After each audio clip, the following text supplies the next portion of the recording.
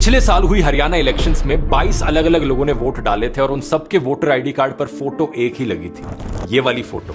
गौर से देखिए इस औरत को, क्योंकि ये इंडियन नहीं है, ये एक ब्राजीलियन मॉडल है जिसका नाम है लारिसा। अलग अलग वोटर आईडी कार्ड्स पर फोटो लारिसा की लगी थी, लेकिन नाम कभी सीमा था तो कभी स्वीटी, कभी विमला था तो कभी सुनीता। ये कमाल का फैक्ट हमें पता चला राहुल गांधी से 5 नवंबर को, जब उन्होंने एक और बड़ा एक्सपोजे किया वोट चोरी पर। पिछले कई महीनों से कांग्रेस की इन्वेस्टिगेटिव टीम काम कर रही थी इस सारे डेटा को कलेक्ट करने के लिए, और अब ये सारी इंफॉर्मेशन पता करने के बाद उन्होंने आरोप लगाया है कि डुप्लीकेट, इनवैलिड एड्रेस और बल्क वोट्स को मिलाकर 2024 की हरियाणा असेंबली इलेक्शन में करीब 25 लाख वोटों की चोरी की गई है, यानी कि हर 8 में से 1 वोटर फर्जी था। एक और उदाहरण देखो इसका, ये वाली फोटो एक महिला की 2 बूथ पर अलग अलग नाम से 223 बार थी। एक जगह पर तो विक्रम सिंह नाम के आदमी के आगे इस महिला की फोटो लगी हुई थी। ऐसे ही एक बीजेपी लीडर के घर पर 66 वोट्स रजिस्टर्ड थे। राहुल गांधी ने यह भी आरोप लगाया था कि हजारों ऐसे बीजेपी वोटर्स और लीडर्स हैं जो एक से ज्यादा राज्यों में वोट डाल रहे हैं। 6 नवंबर को बिहार में फर्स्ट फेज की वोटिंग में इसका एक लाइव एग्जांपल भी देखने को मिला। राज्यसभा के एमपी रहे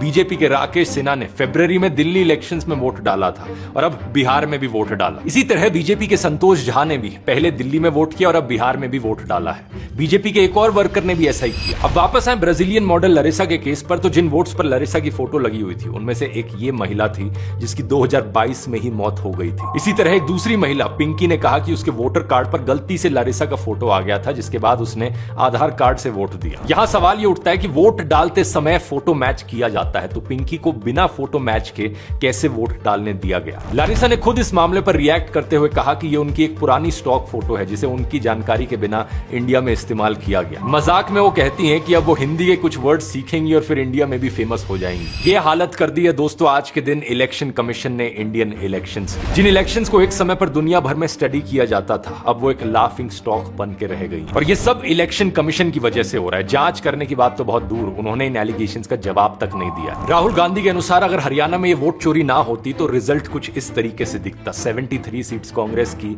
और 17 सीट्स बीजेपी की। इत्तेफाक की बात यह है कि हरियाणा इलेक्शन से पहले कई सारे ओपिनियन और एग्जिट पोल्स भी कुछ ऐसा ही बता रहे थे।